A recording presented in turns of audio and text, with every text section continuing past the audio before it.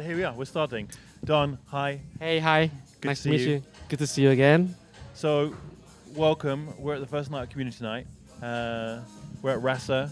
Yep. Got DJs playing in the background. This is a big deal for us. Yeah. We were doing this in our tiny little studio a while Which ago. I haven't been, but Well, happy to be at the new spot. all in good time. Yeah. So, you and I had a really good chat, which is why we're here.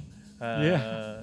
I guess for anyone tuning in, they're gonna we're gonna go all around the houses. We're probably gonna have a few of these chats in the future. I hope. For sure. But I guess You can do some like on the calls as well. Like exactly. So, and for anyone who tuning in for the first time, you don't know who you are. Like, how do you describe what you do? Maybe give a little brief background and kind of how you've got here. Sure. Well, I mean, I'm on my 25th year right now doing what I do, doing what I love, which is what we all are doing together for the community. Of course, the basis of it, that's why my crew is also called the Bassis. Yeah. The basis of it all comes from music. Yeah, I mean, like I was a sound engineer, music producer in the early days. I went into RMIT music industry. I did a bachelor's of arts there, and I came from a family of photographers, basically, and of course my brother got all the gear because he was the older one, and I had nothing. And of course, like, it's not because of that I went to music, but I've always had a passion for it, and I decided, you know what, screw the family business and do what I love, do what I believe in. So that actually should be the topic of today's conversation. Yeah, definitely. So, so no photography. Yep. But like, So where did that take you? So basically, I mean, of course, I started getting my my music set up. I was buying drum machines. Yeah. You know, it was vinyls then. It was DJing on vinyls then. I was not so sure, so I wanted to create. So it was more like, and I had some background from studying in university. So of course we trial and error, and we were going into buying machines and producing music on drum machines, like your 909, your 707, your 303, you know, just like gigging on it, literally. How cool. And this was during uni, and of course I was in Australia for my uni. It was in Melbourne. It was in 1996 that was when the Melbourne rave scene actually did happen. Awesome. It was the beginning of the rave scene. And you send me some of those photos. I did, I think. Oh, I could, yeah. Yeah. So, well, if I do, I like my hippie hair and stuff. So anyway, so we were literally very involved in the rave scene. It was an eye opener for me because like I never had gone to Europe then. Australia was my first like foreign country, and you started to experience different weathers with going to raves and clubs, and it was not so much clubs like Zouk, but more like I would say promoter parties. So I was pretty much influenced by those promoters doing different things, and of course at the same time with the background of like trying to help ourselves perform, we need to create parties. So eventually started being a promoter after I graduated, and put together a bunch of friends from Singapore and from Melbourne. And we started our first event called Manga Festiva. So it was at the Hi-Fi bar. Who do I invite? I mean, like, not much budget and stuff like that. So I invited Ramesh. Yeah. So of course I will bring my mates back from Singapore that I felt that was good, right? Yeah. To promote in Australia. And so we had Ramesh, and of course we had Angela Flame. Some of you may know her, some of you may not know her, as she stopped DJing. But she was doing the techno thing while Ramesh was doing the techno and the drum and bass thing. So we had 2 rooms. It was a really grungy underground club. We packed it. How we many had people? 1,500 people. Wow. We made money. Like, we didn't expect to make money. We made some money, and we were like, oh, wow. And then we all played, and it was like a wow. We didn't know we could do this. So of course, the first party always inspires you to do more. Yes. At the same time, I started working for the rave promoters. So like me and Kelvin, All right, so we were Yeah. both registered into hardware, and he was with another group, and we were learning how to do promotions on the streets, putting posters up, aligning in a very symmetrical way that people can see from far and want to have interest in going to it. So Yeah. it was a skill. Yeah. It was more like not just putting it anyhow, or how your approach of like telling the person what are your key points to say about your party. Not like it's different from now. Yeah. You don't do that now. You don't see it at all now. Not at all, unless you tell your friends about it. But the thing is, we were trained to speak to see the right people, to actually gauge that, they could be keen. And we go to them and tell them about our story, Yep. what we're promoting. So it was a learning.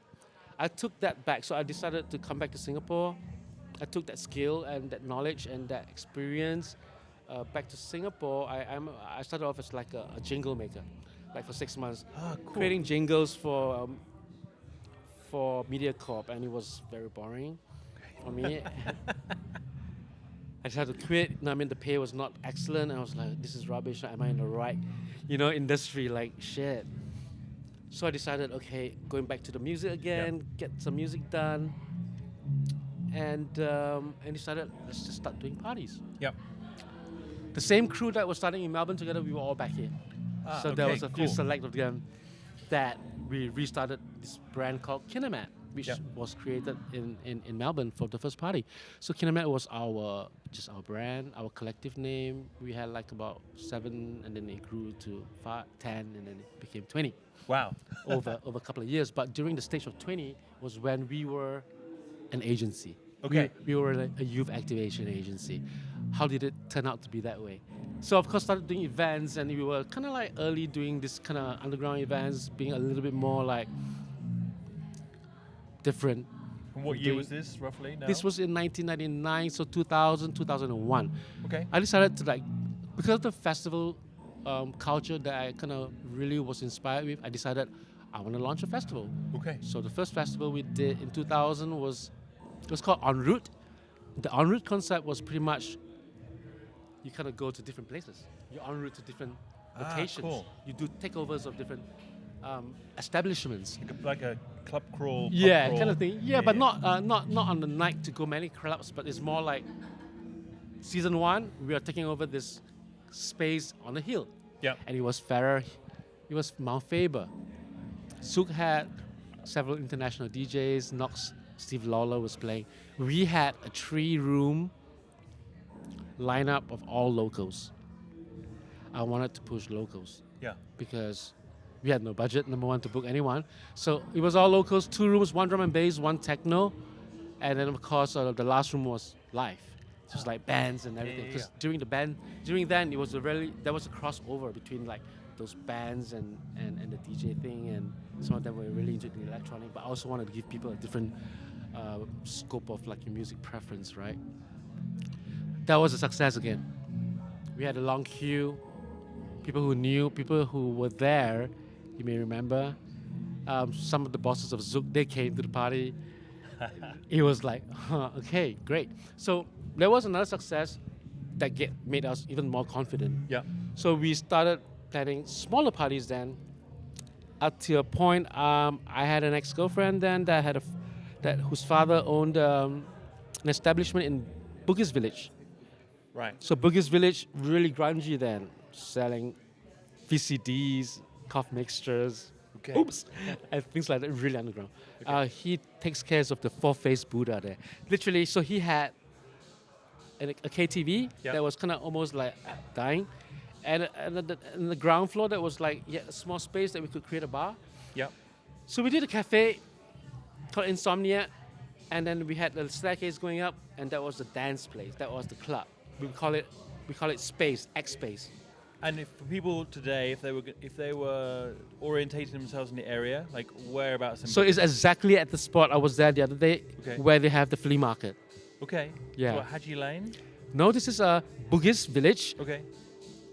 Inside the village where they were selling a lot of things, but there's one alley at the last part behind KFC or something. There's one alley, and it's just that entire alley that we took over. Ah, okay. So if you go down on Sunday or Saturdays, They have a massive flea market that's Yeah. going on there.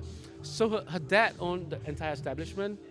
There was this wall that he also owned. Yeah. During that time, so the government actually didn't allow graffiti. They considered it as like vandalism, right? Yeah. Due to the Michael Fay history. But anyway, and I was against the fact because like graffiti is not about where you are asked to spray, but it's about the freedom of like wherever it fits, like wherever the art fits you. Yeah. So like I kind of, so what we did was like on our opening we put together a festival again. It was called Space is the Place, and the festival was along the street, upstairs and downstairs the cafe. We packed it up crazily. We had fire twirlers. It was a bit hippie. Yeah. I must say, because it was those days of like that. Yeah. Hip hop music on the bottom floor, hip hop, upstairs techno, drum and bass, downstairs a bunch of breakers, and then graffiti with scaffolding, doing live graffiti, and then Oh, wow. cops were coming through, but they can't do anything because the building was owned by the dad. She had a supportive Yeah. landlord. So and we had the support of the building management, so it was great. I had 2 bookings then. It was DJ Dexter from the Avalanches. Oh, wow. He was my classmate in uni in Melbourne. We of course connected. Of course, like in my mind then, who do I call to book an international? I'll book my friend. Yeah. And he was like amazing. He was one of the DMC champions for Australia, and also like he was one of those that really broke the boundaries of like turntablism. So I brought him out, and I brought MC Tully from Australia as well, and another Ruck Spin. So they were all on their way to England. Tully was on the way to meet Ronnie Size. Wow. That after this whole trip, she got famous with Ronnie Size crew. So it was like, How cool. it was like the entire movement was going really strong. I was bringing a lot of Australian artists then because they were people I met there that I felt was good. So yeah, we started doing parties, and then one day I had Sub-Zero coming to me, Mr. Stuart Watson. Came to me and was like, yo, can you do us some parties? I was like, I'm doing parties. It's like, yeah, but do it for us. I was like, what are you? I didn't know much about sponsorships. Okay. I didn't study marketing. Yeah. But I did a bit of that, marketing, but no, like we didn't do a lot of like brand sponsorship stuff. But anyway, I was like, I'll give you money, you do a party, Yeah. some branding on, boom. Do whatever you want. I was like, okay, this is fun. Yeah. So we don't have to invest anymore. Okay, great. So now we had some investors in terms of brands to come in to support our parties, and then so we churning out parties after parties and brands after brands Yeah. of different genres. We were doing a lot of techno, we do a lot of hip hop, bunch of like drum and bass stuff. So it was really like literally growing a full-on underground scene in the early 2000s. And these were brand managers here, or So they from were overseas? here, they Yeah. were brand managers or even like agencies that were involved in these brands to help the brand find creative ideas to connect to the youths. Yeah. So we were targeted. So from then on, it was a continuous of brands. Heineken came to me, proposed me a project to produce a rooftop series. Yeah. 3 rooftop series for a bunch of money. I was like, sure, we take it in. I used the money to start an office Yeah. with our crew. Now that we have an office, Yeah. and that was in Keong Saik Road. Ah, how fun. I was in Keong Saik Road. It was a shared office with an interior designer because we first year Yeah. goes low key.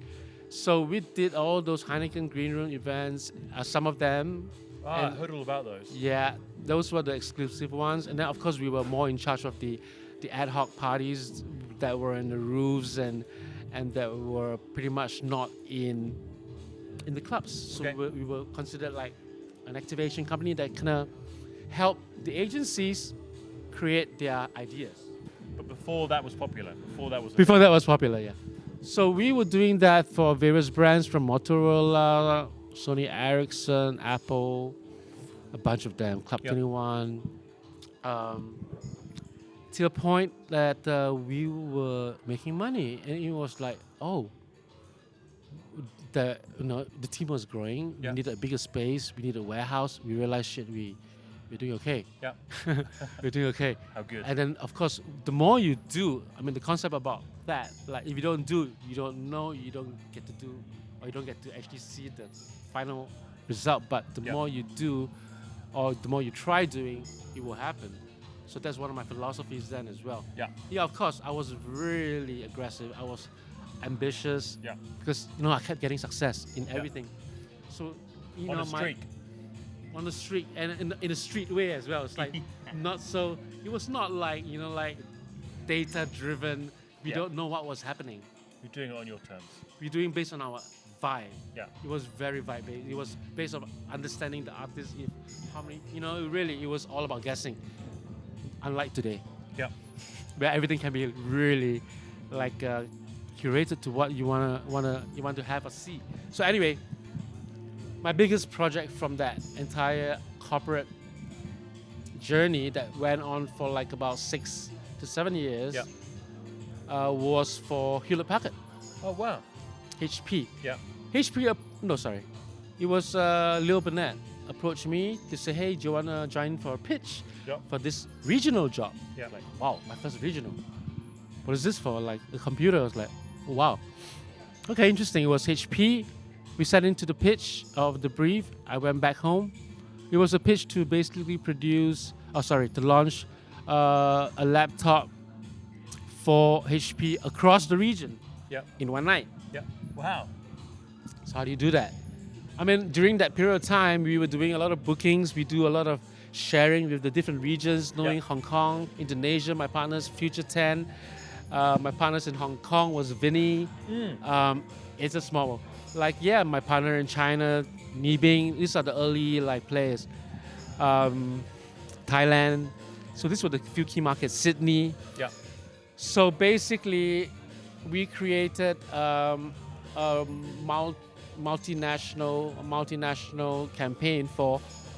I came out with a concept for multi-camp. So I came out with a satellite project. So basically, it's a satellite transmission of a party that you can consider a rave, because it's like every city. So it was 6 cities.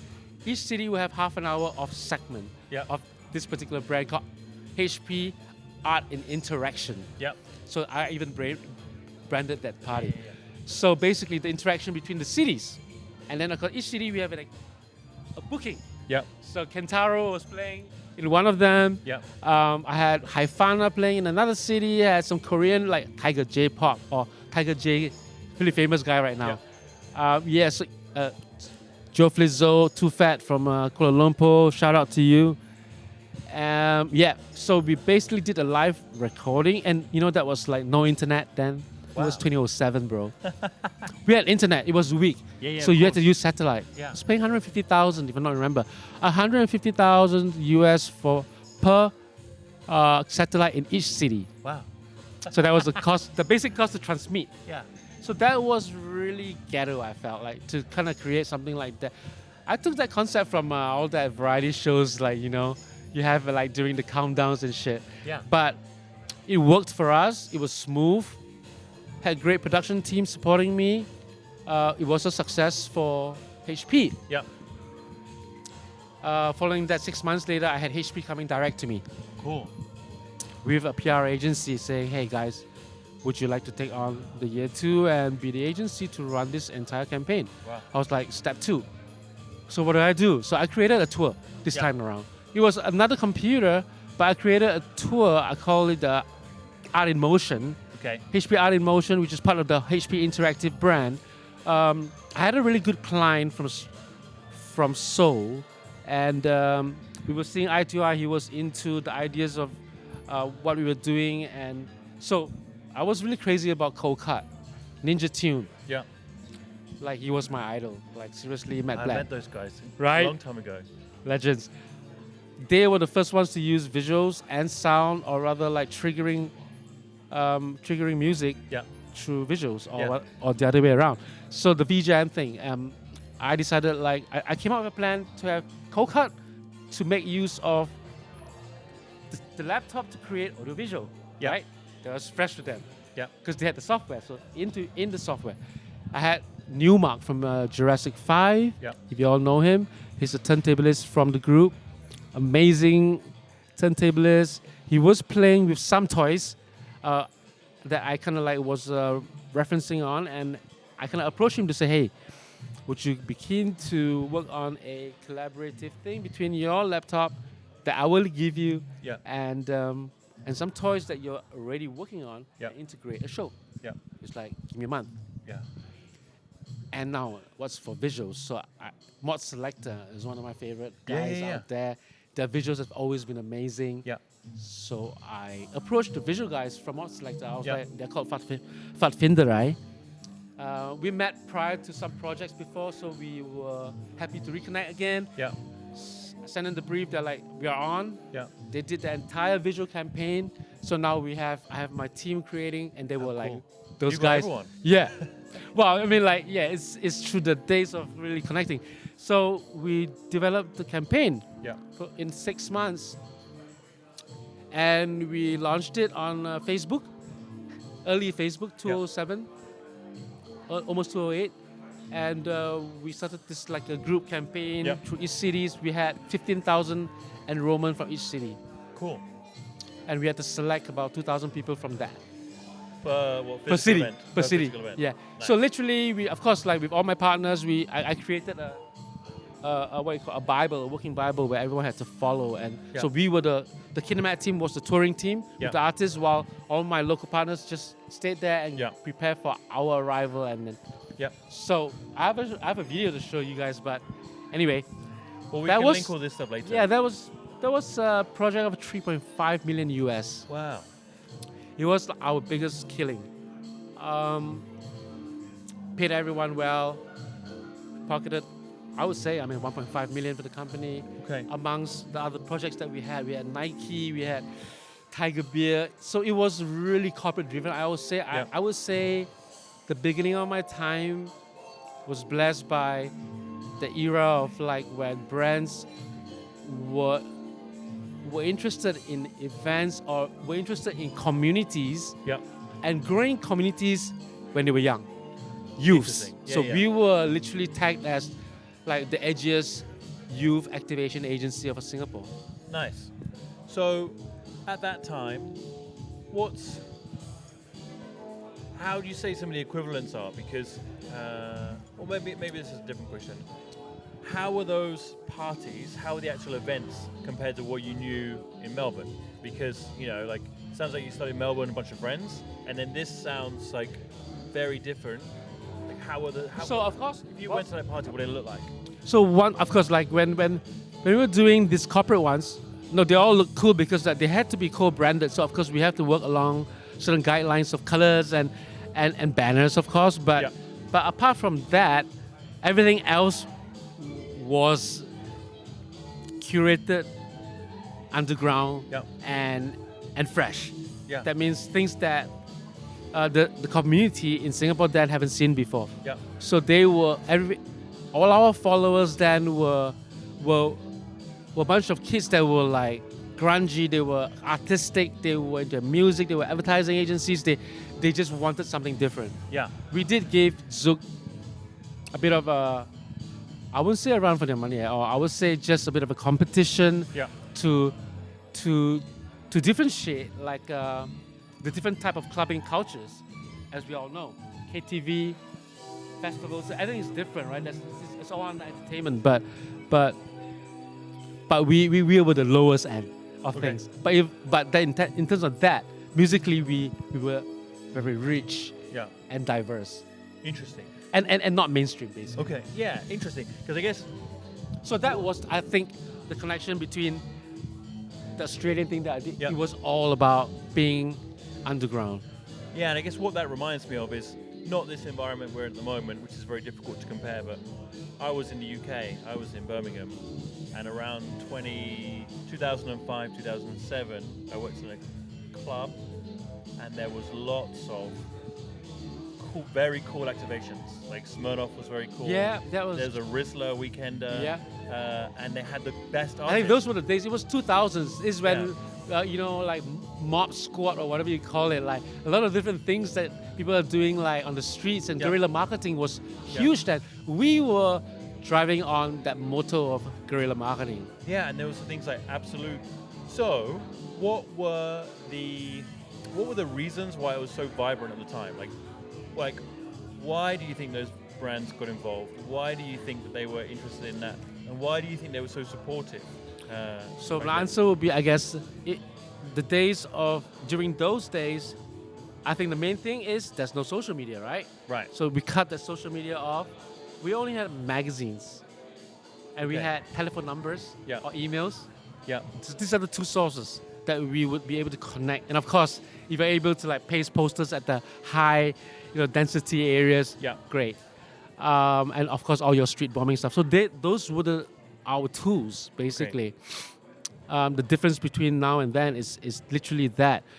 Therefore, the foundation of what we do or how we actually approach promoting Yeah. is totally different now. Okay. It's totally different now. So, of course, with that back to the brands, why were they doing that? It's because there's were no right. social. Yeah. We were the only ones that they could approach. Okay. And we were speaking to the community. Yeah. Because we had control of the community that would listen to to say like, yo, come for this party, like Yeah. tonight, like whatever, like we promote or like, yeah, if they're on our database, they know it.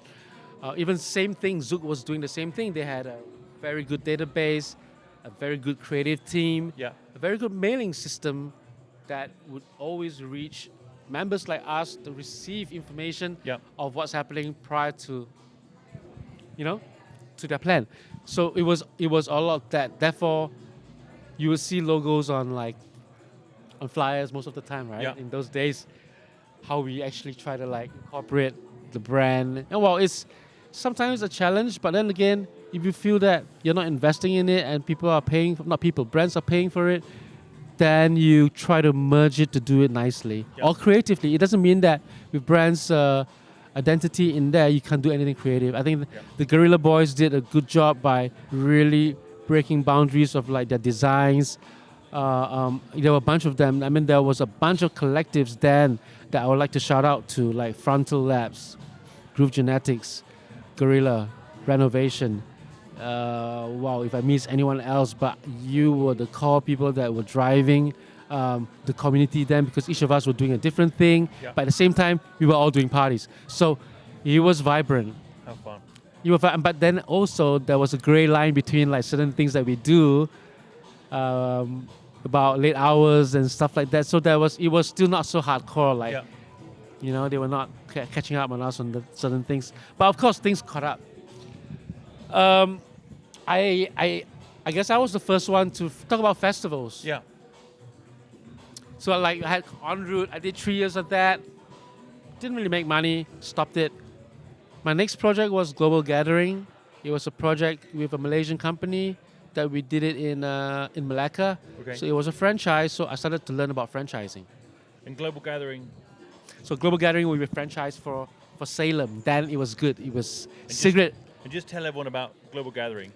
Because So, it's yeah. not around anymore, right? It's not around anymore. So sorry. Global Gathering was an era of like early 2000s when you had Love Box. It was Groove Mother had a Love Box festival. You had Notting Hill Festival by Norman J. You had the more commercial like the current EDM type festivals that was called Global Gathering. Global Gathering had trance artists, techno artists. It was big. It was huge. It was like the Glastonbury Stratford. of like That's right. of dance music. Kind of, yeah, Yeah. kind of. They were like that's right. They were like you can say that. You would go as a group of 30 mates. That's right. It was at Stratford upon Avon, right? Yeah. Yeah. Just nuts. Yeah. Nuts. So I was sent there, experienced my first global gathering. We decided, okay, this is the brand we bring out to Malaysia. The agency signed a contract. Then we produced a festival there in Malacca. It was wow. It was crazy. There were some things that I can't really say, but it was insane. Okay. So that wasn't that was something that I'm just gonna really go quick. Very different. Very different. Very different to what's happening in Malaysia right now. As well, Yeah. as well as whatever that they can do, they do it with certain kind of freedom. Yeah. But they also, when they do it, they get clamped. So it's a really hard position. Yeah. It was great times there. We were very affiliated with Malaysia then in our clubbing scene.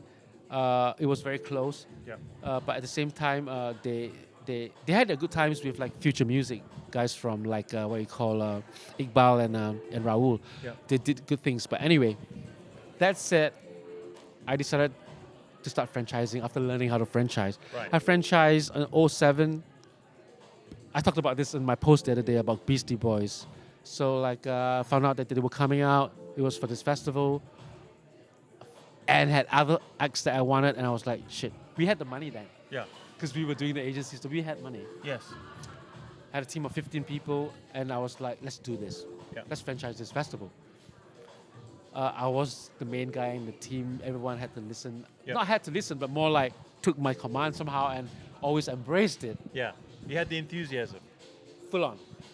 So literally sent the company there for a company trip. Yeah. I had a holiday, Yeah. visited the festival. It was James Brown. Wow. Everyone had a good time. Yeah. And then on the following week, I sat down with the bosses of the festival. They were jam music, really famous, like Justin Hims, Okay. who they own a bunch of like hotels. And Yeah. so they own the festival. We signed a deal for 1 year. I brought it back. We had a collaboration with Pico Art. Okay. I thank Pico Art for supporting us for all the logistics that were required. Yeah. So basically, had Pico Art involved, and we built the festival in like 8 months. Had big support from MTV, minor sponsorship from Heineken and a bunch of Motorola. Yeah. It happened. We sold 10,000 tickets, Wow. 2 rooms, a lineup of like Beastie Boys, J5, Cut Copy, our local boys like Wicked Aura, guys Where was from. It was at Fort Canning. It was like Fort Wow. Canning was a really a regular spot for festivals, and it's like it's in the city. Yeah. I had Katsu. Katsu was the guys who are involved in Wonderfruit right now. Yeah. Yeah, I think Monton is part of Wonderfruit. He was one of the guys in Thailand that I was really into music, so I brought them over. I wanted to connect the worldwide. I wanted to connect that the festival thing has to be kind of regional. Yes. Of course, with the Asian artists. So we invited them. We had two rooms. DJ Dan, Asula Raka, bunch of people. But yeah, the festival was great. Yeah. It was great. We had people climbing up the stage, and it was madness. Sold out beer before Beastie Boys started. Wow. Okay. Amazing group. I was like a really. It kind of like it was. I ticked the box of. I ticked the bucket box. Like Yeah. to say, I've done this. This is one of the things I really wanted to do, and it's cool. Yeah. Then we shot a music video the next day. Yeah. Tell me about that music video. So you sent me that clip, and I shared it with a few people, and they couldn't believe it. Like you can tell it's Keong Saik, but yeah, tell me like what year was it? How did it come about? So it was 2007, Okay. and can you imagine 2007? We did so much stuff. Yeah. It's just crazy. But anyway, Adam Yoch, a week before they arrived, he was like, "Hey, let me speak to the promoter," and then I got connected, and I was like, "How can I help?" It's like he's recording his last instrumental album, and I was like, "Wow, interesting," because like rappers instrumental album, Yeah. interesting. Yeah. Where are they going? Yeah. Because I was super interested, and I was like, "So what can I do for you?" It's like, "I want you to be my co-producer. You need to find a few things: venues, this, that, time slots, make everything Yeah. solid for a shoot right after the festival." I was like, "Okay, Make cool. it happen. Make it happen." It's like, "Okay, haven't slept for a couple of days, but this shoot is super important Yeah. for me. Yeah. At least for me to deliver Yeah. and to show that we are trustworthy to kind of be going all the way for this artist, right?" That's a very different hat, though. Yeah, it's a different hat, but I've always been into production before as well. Okay. So like, and I was like, "Okay, so where's our crew?" It was like, "No, we are the crew." I was like, "So what we got?" They had 2 8mm cameras, Okay. just like Spike Lee. Yeah. Like literally, like it was like I thought Spike Lee was around. So we met up 8 a.m. in the lobby, and this is like festival ended at like 3 o'clock. 8 a.m. in the lobby, they were all pro in their suits. Yeah. Let's go. Multiple locations, so like morning shot, Keong Saik. Okay, we did a shot. I didn't know what I was shooting actually, because I haven't heard the music yet. Okay. And then I thought we should bring them to the Merlion. It was a little bit, it's iconic. Yes. So we did a couple of shots there, took the bumboat, and then had a really nice dim sum in the evening. Oh, good. Had a really awesome time with them. It was so cool meeting next Master Mike. I mean like Mike D. Yeah. You know, like the other Andy and Andy Yoch. Yeah. How old were you? Because you appear in that video, right? I appeared in that video in the end as a Chinese gangster dealer Yeah. who brought them into a temple to pick up whatever. It was acting. I mean, I was wearing Adam's like a coat. So basically that was 2007. Oh shit, I was in my early 30s. Wow. My So early cool. 30s. Yeah, I was in my early 30s. We were millions then. So like I made my first million when I was like about 32. Okay. But of course, I didn't keep it for too long. As we, you know, it comes fast, it goes fast. Yes. Okay. But so let's talk about that period. So Okay. you're doing a lot. You're riding this wave. You've got all these brands want to work with you, and you're seen as this kind of filter for the youth. And the parties are great. People are enjoying them. Then, I would say one thing is like all those brand parties, a lot of them were free. yeah. So we were giving out tickets to our database. Yeah. So which had like maybe a couple thousands right Yeah. then. And of course like through other channels of like with the brands, if you join the DBS card, you get a ticket. So Yeah. it was the kind of like Oh wow. that kind of ecosystem then of marketing. It was very different from now. Yeah. We don't get that anymore because the brands have no money. Or rather they are stinging it on other things. Spending all on social media. Yeah, as well, right? Or even, I mean, more like KOLs, right? Yeah. So it's a whole different thing. So, we went through that period. But then there was a downslide in 2008 Yeah. when I, again, aggressively decided to invest in another festival called the Worldwide Music Festival by Giles Peterson. Yeah. So I was always a big fan of Giles. I know a lot of my friends here as well, like people like Dean, people like Jeremy, Yeah. people like Hasnor, my boy VJ. We were into that sound. We were bringing the whole worldwide. And this is before BBC Six. So before this is BBC One. Yeah. He was BBC One. Is it then. Saturday afternoon still? Yes. Yeah. So the thing was like I can't remember if like because Andrew Ng and Stuart, they were part of like this agency that brought the radio show into Lush. Wow. Coca-Cola was sponsoring for it. They did a series of that. And I think I decided to like do the fest. I'm like, okay, let's bring it down. Okay. So I went to see Giles. He brought me to the south of France where the festival happened. Yeah. They showed me the amazing Mediterranean and it's just set. So, yeah. I fell in love with the space. I met a bunch of like amazing artists like Cinematic Orchestra, Hendrik Swatch, Laurent Garnier. Oh wow.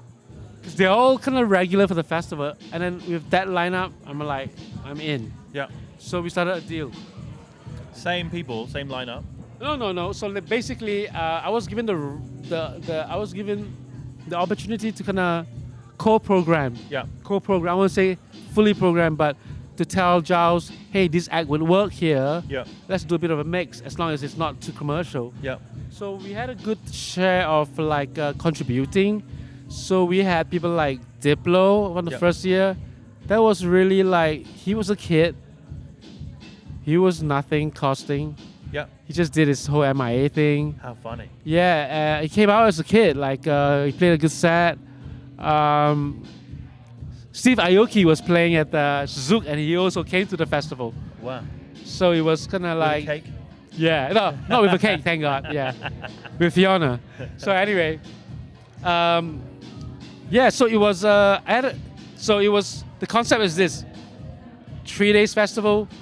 Every 3 days, every day, different venue. Yeah. So cost of venue, cost of transportation, artists for different days. I It was was huge. over ambitious. Right. I was thinking for myself. I was thinking for what I want to see, but what the people couldn't handle Yeah.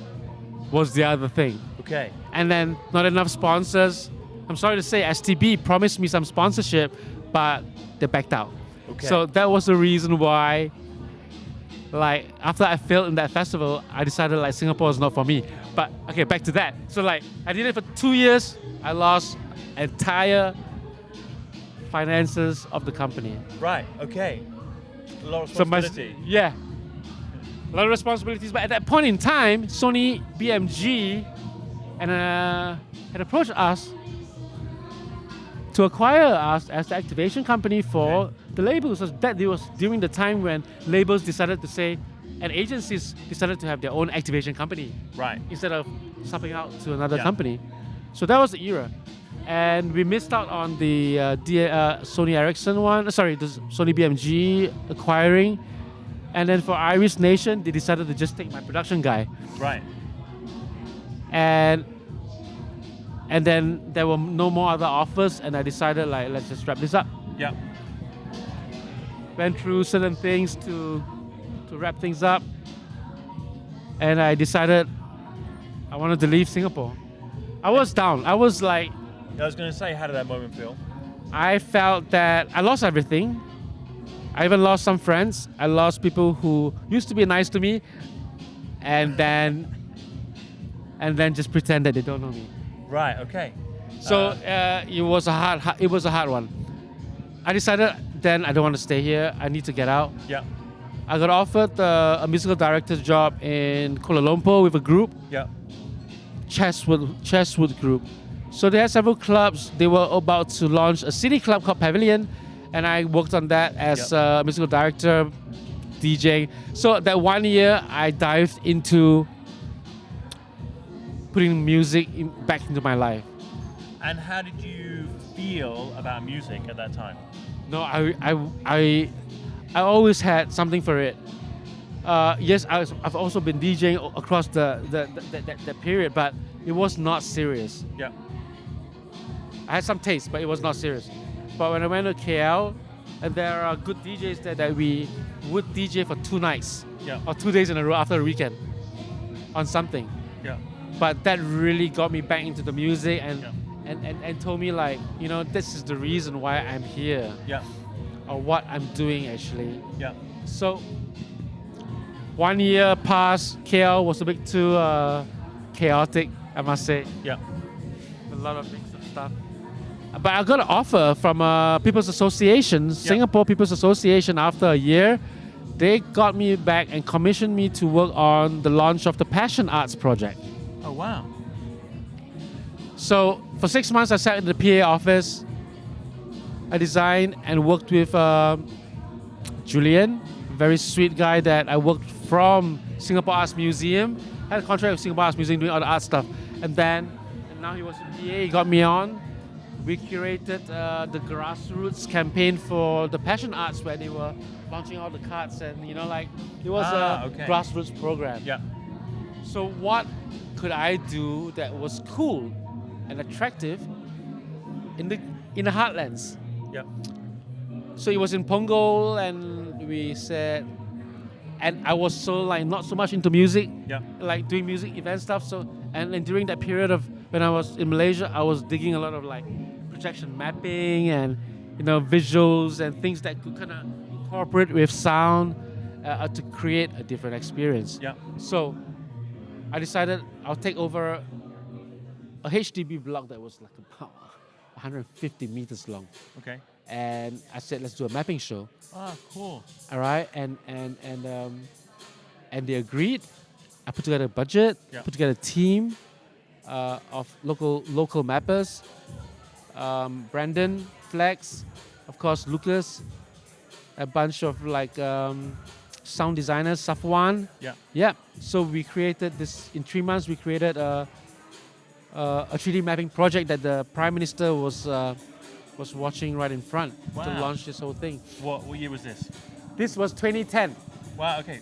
Still before my time. 2010. Yeah. How was the tech back then? Tech back then was great because it was a period where projectors were not being used so much as projection mapping. They were used for Disney. They were used for big regular type of large format projection, but not creatively in Singapore. But in Taiwan and rest of the world, they were doing it. Yeah. So that's why I kind of let's do this. Yeah. Right after that, I launched. Ah, wow. Yeah. Cool. But of course, I wasn't around anymore. Yeah. I left. So right after the 6 months, we launched this project. I put some money in my pocket, and I said, I'm out. Yep. I went to China. I decided to go to China. I didn't go in with a mindset of like how long. I just went in to say, let's see what I could do. I went in there, and in like it was very metropolitan. We were meeting people that did work the same line before, but also interested. There were kids that were like hungry, keen, didn't know how to do. So we started to mold very fast. And this is This Shanghai. is Shanghai first, 2012. Okay, I went there 2012. Yeah.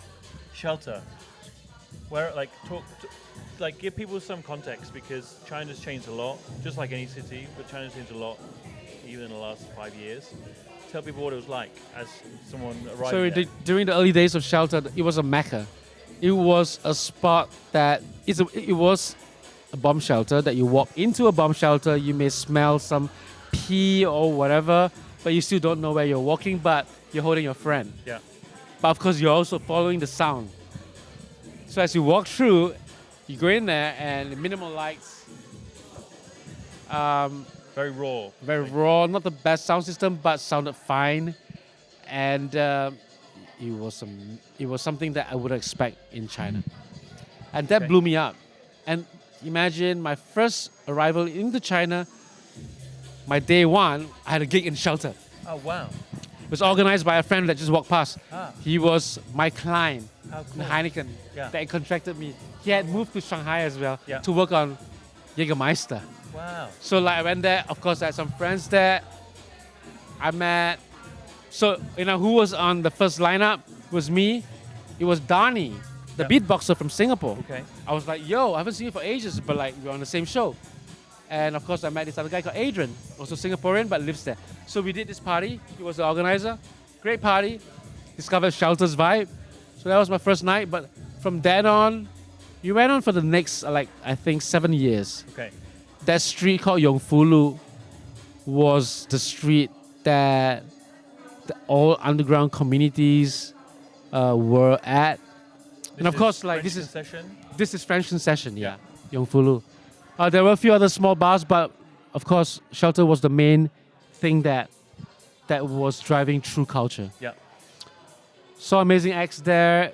On the last 3 years, we managed to get a residency there. So me and my crew had basement night. It was a techno thing. Had answer code requests. We had like a bunch of artists truncate. So we did a series there as well. Yeah. So we had a good days. It closed in 2019. Okay. So that was when I was living in Chengdu already. Like I was that was Shelter. It was Wow. amazing. And why? So look, we're sat in RASA. I think RASA is a really important place for Singapore. But talk to me about Shelter. Like, who set it up? What was the scene like before then? Like, why was it important? I think talking about spaces is really important for me, just because I don't know. I had the huge benefit of like working in a very famous nightclub in the UK when I was at art school. And so I've just got to really understand, like firsthand or from lots of different angles, like the reason these venues are so important. But that's just my experience. So tell me about Shelter. Tell me. So the experience I had, I would say the first 4 years of entering into Shanghai to discover the underground scene, it was a rush of eye-opening architecture Yeah. and people, Yeah. and a mix of people from everywhere around the world, and like I said, hungry Chinese youth wanting to be involved. So then all of us had our promoter backgrounds. Each of us create our own events. Yeah. All of us supported each other. But the key people that actually were there before us or before me, it was someone like Gary. So Gary and Gas opened up Shelter. Gary, ex-DMC champion for China. Gas, expat that moved in there and was involved in music and started Shelter. And where's he from? He's from the UK. Oh, He's the wow. owner of Subcult. If you know the Subcult brand, it's one of the most interesting avant-garde brand I've ever. So a slice of rave culture. Yes. Just dropped into. Mix of China. everything. So, but that only created later on in the line. Yeah. But so there was him. There was Michael from Dada. who was there. There was people like Reggie, good friend of mine, who did Arkham, Okay. another club that has to be mentioned. So these were the pioneers, and we came in to be the second round of like instigators that also helped to build the scene. Yeah. People like Sam Mau who owns Elevator.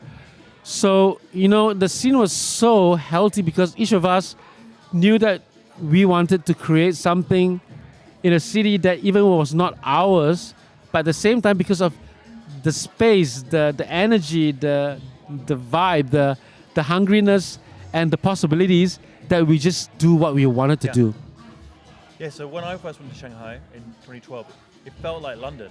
Yeah. It was just felt exactly like London. And my French friends from uni were living there, and obviously I love Singapore, but I've been living in Singapore for like 3 months. And I went to Shanghai, and I was like, whoa! I didn't like. When do I move here? Obviously, I didn't move there, but it just struck me the energy of the city. You never know because, like, when I went my first time in Shanghai before that time was in 2003. Yeah. When basically I did this festival and I lost a lot of money and my company got kind of acquired from this company who wanted to open up a club in Shanghai, and then I was like, yeah, I'll go. And then it's 2003. I went there. It was a Chinese nightclub, and I'm like, oh my god, I haven't played with like karaoke and Chinese girls like that. Yeah. It was funny. So there's basically nothing in Pudong at that time? There was nothing, and the club was in Pudong. There was nothing in Pudong. We were the only club in Pudong. Everything was else in Puxi. Wow. It was Pegasus, it was Rojam, it was like... Because there's those old videos of like all the skyscrapers just going up over a It was like over 8 that years. period of 8 to 10 years. Wow. That was the time. Yeah. So then, of course, like as soon as we arrived in Shanghai, it was... after developing Shanghai, it's like, oh, we know what we're doing. Yeah. We started dabbling into the other cities. The neighboring cities, that there was some interest because there were students coming back from overseas and they're like interested, they come to Shanghai and then we meet and they're out from there. Yeah. And we started like connecting with the regions, inspiring them to open clubs in every region, every ready region, even though we didn't know each region had how many followers.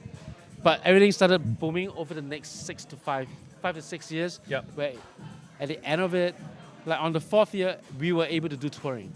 Ah, cool. So touring was another thing that we could look out for in what we do as promoters or as DJs or as like people involved in the scene. And of course, I also started doing a lot of like bigger tours for like the music festivals. That's another story. But just help people understand, like you're in China, like what were the major cities that you were working with? So the key cities were initially Shanghai, Beijing, Shenzhen, Guangzhou. Yeah, that was it. And then slowly, Chengdu came up as like a super cool city that hip hop was like buzzing. Kids were like having their own wave of Sichuan hip hop that was super cool, but it was very much similar to the new hip hop style, not the old school. But that was fine because it's so original. And so those were the few cities. The Hangzhou was one of them. Okay. But at the end of it, like we had 10 cities that you could tour. Wow. You have to kind of like, of But course, they're huge cities, right? huge cities, but small scene. Right. Small sound, super sound. Like small town, super sound. Yeah. Kind of thing. But of course, the key ones were like Shanghai and Beijing. So we had like multiple cities. It was exchanging ideas, bring artists, share, whoever could afford it. Yeah. So it was more like an ecosystem that we naturally built that we didn't know. Yeah. Then came the festivals. Then I was approached by a big production company called Storm, A2 Live. They wanted to do the Tomorrowland version of China. Wow. 2013. Okay. I had the credentials. Yeah. So I joined. So the first year they tested me. They're like, okay, we have a festival. There's 3,000 people only, but we have all these artists. What are you gonna do? I took all those artists. I sold them to the clubs for the after party. I made $1 million for them. Wow. And then they were like, join us, sign a contract. So the second year, I was a full-timer. Yeah. They gave me a visa. Nice. And the toughest job they gave me was to promote the festival brand all across China. Okay. So I did 80 shows all across China in 3 months. I conceptualized it for 2 months, built all the brand because it was sponsored by Heineken. It was sponsored with 60 million. Yeah. US? No, renminbi, but Okay. that's like about 10 million Sing. Wow. Yeah. They're messing around. Then I realized then, money talks, to do good things, and like there's no such thing as budgets anymore. It was more about using money to create the best stuff. Okay. During that, because it wasn't underground, we're talking about the mainstream, right? We were Yeah. creating mainstream stuff, so it was that mentality. Yeah. So I realized that, okay, in China, that the population and the flexibility of like the finances Yeah. can make things happen in a really crazy way, Yeah. or even if it doesn't have too much budget, you still do it nicely, Yeah. tastefully. And if you were comparing it to what you were doing in Singapore, still free entry for the customers. So no, you mean for the festivals? But so for festivals is a paid festival. So everything I did in China was all paid. Yeah. There was no branding anymore. Right. Times had changed. Social media, it was all in. Yeah. WeChat was on the go. Right. So there was no such thing as that anymore. Okay. Minimal, unless your project's really big. Yeah. But the only projects they were trying to sponsor were the festivals. Yeah. So they spent all the money on the big stuff. Right. Okay. Yeah. So we had big sponsorships. I did the tour. The next year was 30,000. Wow. So first year 3,000. Second year was 30,000. We And went what- 10 times 10. And how come it was times 10? Because in every city, I found a crew that was keen Yeah. and hungry. Yeah. I taught them how to be a promoter. I taught them how to do promotions Yeah. for our festival. Yeah. I gave them some money, and I Showed also them gave the them the way. experience to come to the festival. So they were like, wow. Yeah. And year 2, just got bigger. Yeah.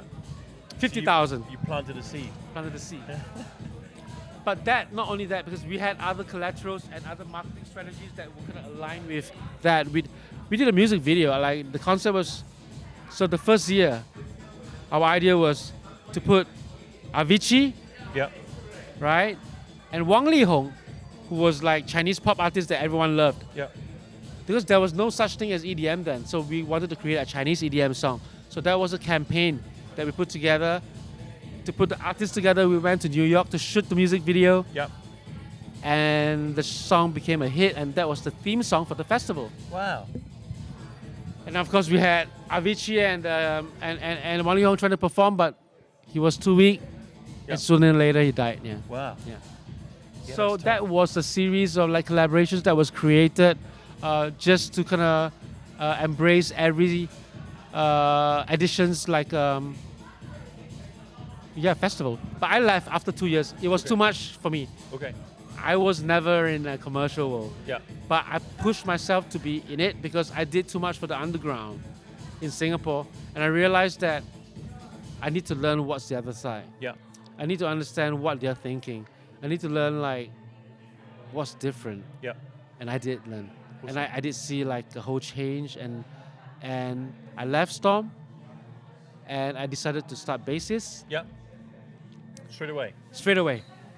And what happened was like all these kids from the other cities that I taught Yeah. came to me to say, "Bro, I have the funds now. Let's do a festival." Yeah.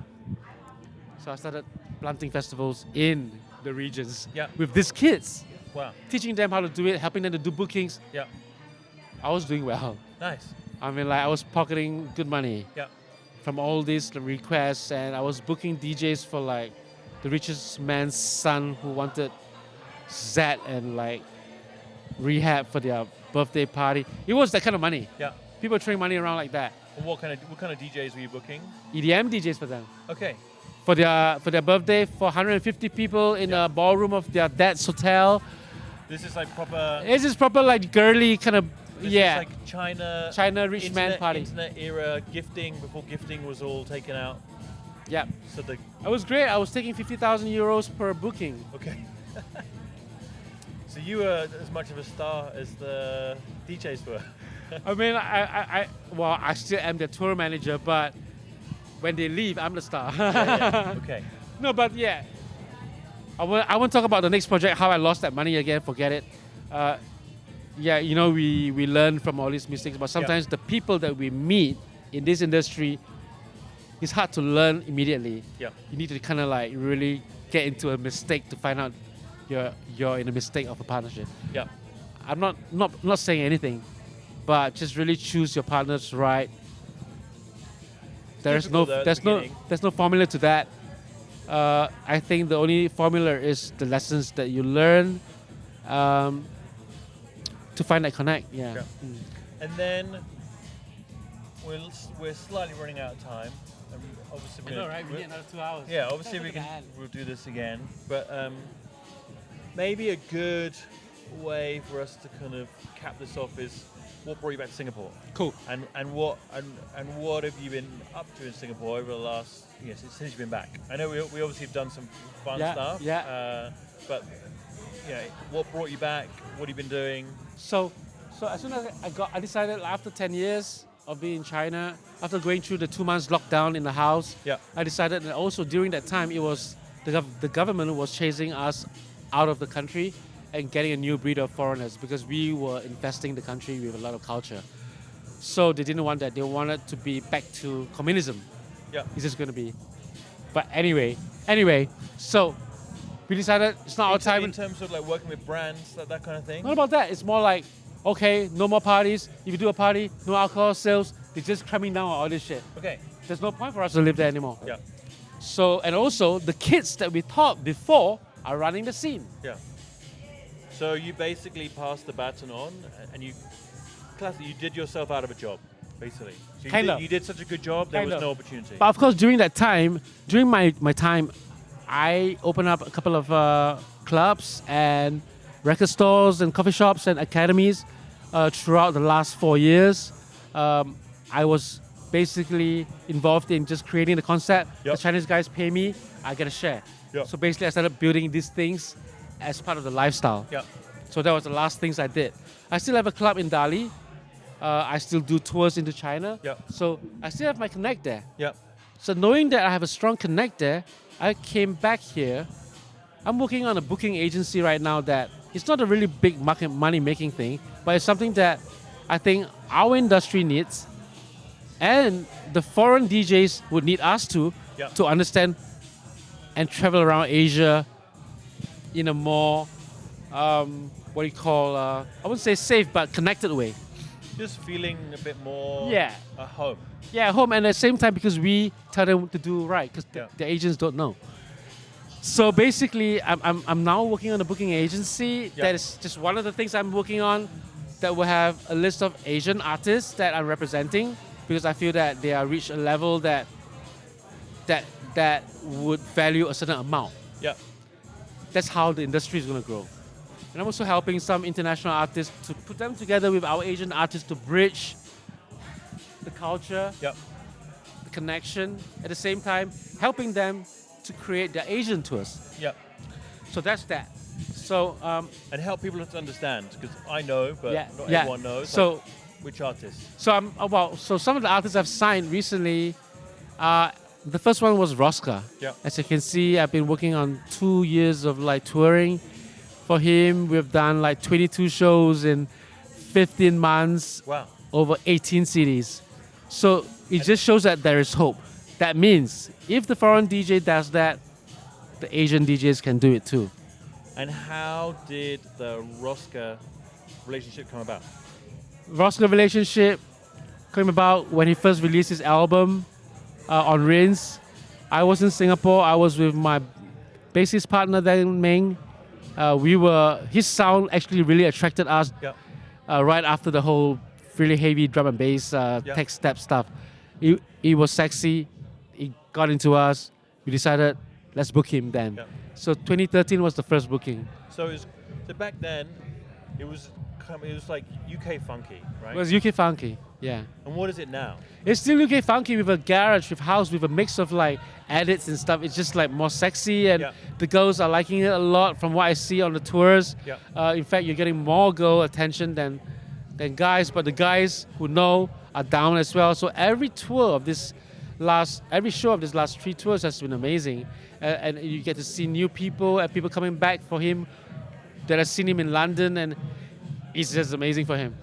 Yeah. So that. So I mean, like with that, I think this can also translate to the other artists that I'm employing to the roster, but they are not all UK funky. They come from a diverse range from like people like Brand Bar Freak, a great band from Germany, all friends of mine, and they are creative. And we did a show there for those who went, Conversions.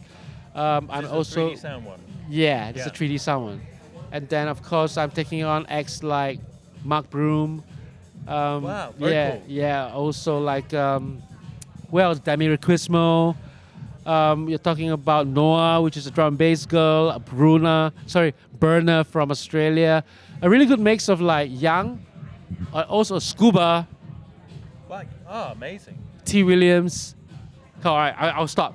So these are the names that we'll be representing Sounds like in my Asia. record collection when I was at uni. I know, right? Yeah. So those 3 guys, and there are a few more names that you'll be shocked. But the thing is, we're also opening up to getting creatives. So like I'm talking to a few like international creative groups. I would say the name now until I get them. Yeah. All right, I'll say the level of like Designer Republic.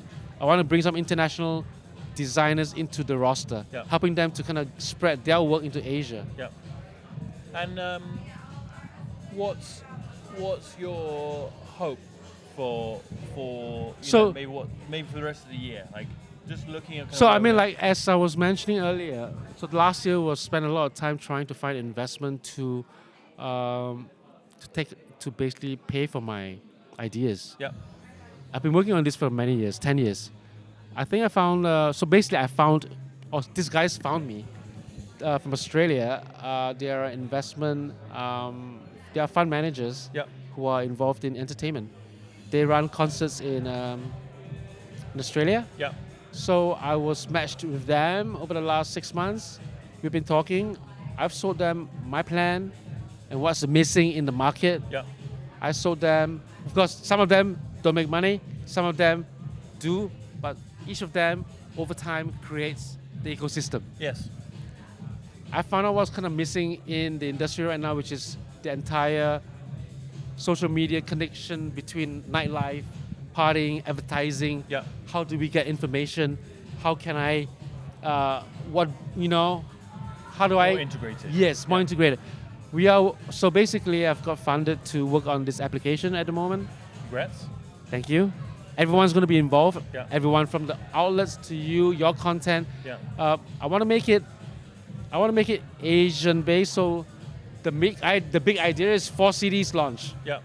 Because, all right, the name for it is called Vibe at the moment. It's VIB. It's a city vibe. I want to be able to create a more gamification concept about it. Yeah. That each city we're challenging. Yes. Like each time I contribute, I get a point. And how these things are going into a blockchain,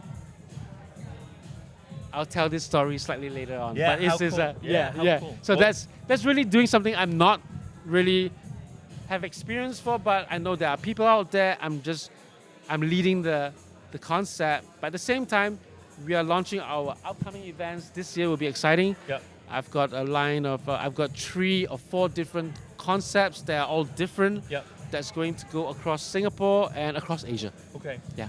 And just finally, we're sat in RASA. Yeah.